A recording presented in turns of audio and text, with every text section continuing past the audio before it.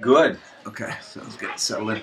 All right, I'm here with Whitcomb. He's a doctor at Bay State Medical Center, Yep. and a good friend of mine, as it turns out. I'm Dave Belcher, by the way. I work here at NEPXC. This is my 10th year in the camp, and this year I'm the video analysis guy. But my son Sam, who's a counselor, is usually doing this stuff, asked me to sit in, spend a little time with Win, and talk about. Win came in to talk to us tonight to talk to the campers about exercise in the brain, which is a pretty new area of scientific inquiry. And maybe you can sort of present for the blog here a little bit of an overview of what the takeaway was, what you talked about, and then what we can take from it. Sure. So the main point I wanted to get across tonight is that exercise really improves brain function, and it makes you smarter. And so one thing I didn't mention tonight is with the obesity epidemic, we actually have some evidence that your brain gets smaller as your body gets bigger. But the corollary, or the converse that we did talk about tonight, is with exercise, it increases your ability to absorb material, to encode information. It puts you in a better mindset for learning, so it increases alertness and motivation. It also increases this new concept of brain plasticity. So we know that the brain is a highly plastic organ, and that exercise really stimulates that plasticity as much as or more than any other activity.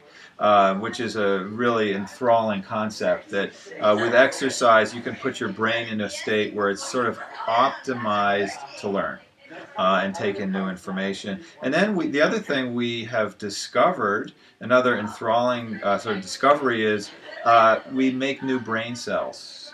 And we enhance our ability to do that with exercise. Okay, so we take these things called stem cells and we recruit them into new brain cells.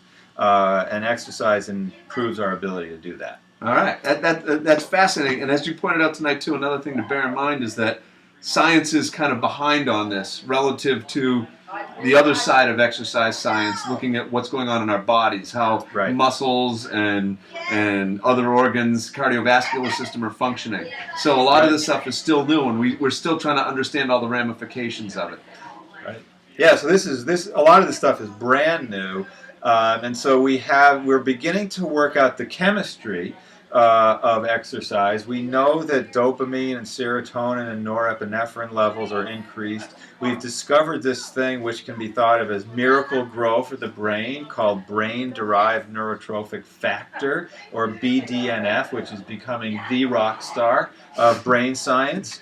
We know that exercise is probably the best way to increase BDNF levels, and in fact exercise doubles or triples normal BDNF levels. That stuff is like fertilizer for your brain. It really makes your brain avid for change and learning and growth.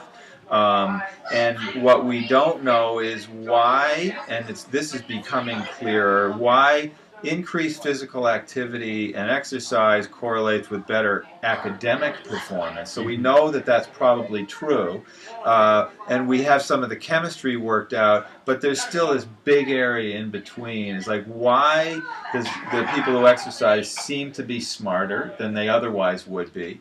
How does all that chemistry that we're learning about really correlate to learning? And that's for the next generation to really uncover. Yeah, and I think the other thing we were just talking about a little bit as well is that, like anything else, too much can be a bad thing. Yes. And so as we look at kids like the kids at this camp, who are some fairly highly tuned athletes, and also our counselors, we've had that experience of all of a sudden we're not feeling good, we're not getting the dopamine, we're not getting the serotonin because maybe we're overtrained, maybe we pushed too hard. So it's really about balancing.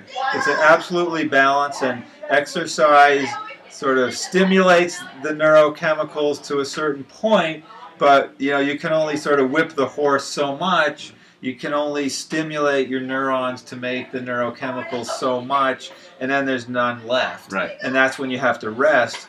Well, what we didn't really get into that much tonight is my feeling that rest is when fitness is truly absorbed. Yes. And you sort of build fitness during rest, and we think about that a lot in terms of muscular fitness and force and strength and all that. Yeah. We don't think about that so much in terms of neurology and the neurochemistry, but that's absolutely the case, so that when we rest, we're really replenishing dopamine, we're replenishing norepinephrine and the other neurochemicals. Right. The only thing is it's a longer turnaround time, so that, you know, if you overtrain and over-race, it might take you 10 days or even 10 weeks to begin to feel better, depending on how profoundly you've exhausted your neurochemistry. Right. But in any case, we all need to take periods throughout our racing cycle or our year of training and racing. We need to take periods where we're really having downtime. Right. Right. And cycling it. Yeah, so we need to periodize, and we need to either take time where we're really only going easy in workouts and we're never going hard for a period, and then, you know, or even completely taking a week off every now and then. Right. And to put that into sort of a little bit more sort of brass tacks form, you know, when we have a day and when we go out to run and we're just sore, we can look back a day or two in our running log and say, oh my gosh, I did those hill repeats. No wonder my quads are really achy today. Yeah. But when we have a day when we really don't want to get out of bed and do that run, or we're really, as a high school kid, dreading going to practice in the afternoon, we're just not motivated, we got to look further back in our training calendars to find out what what that event was that maybe depleted those neurochemicals that have affected us. Yeah, absolutely. So in triathlon, it's fairly well accepted that even when you're in your peak or race cycles, yes, you are training hard 2 out of every 3 weeks, or at the most 3 out of every 4 weeks. You're not training hard 3 out of 3 weeks, 4 out of 4 weeks. You're taking a week and really backing it down. Runners aren't so good at that. Runners a little old school still, yeah. But it seems that when you're really beat, now we're not talking about muscular soreness or muscular fatigue or feel that lactate feeling. Right. No. We're talking about not wanting and not having the will to go out and put in a solid effort. Right.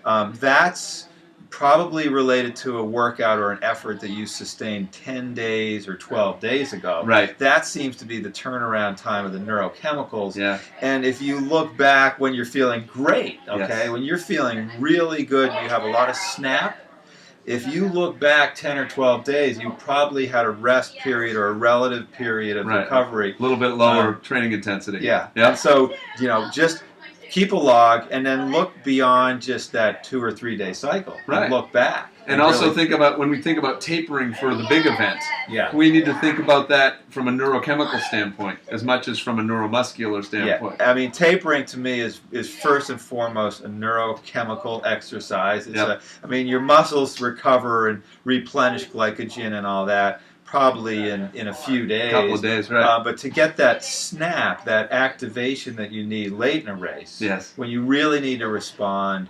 and you're looking for the impulse that's going from sort of your brain down to your body, you're looking for that snap and that responsiveness, that's something that needs to build up over a period of 7, 10, 14 days. Yeah, right.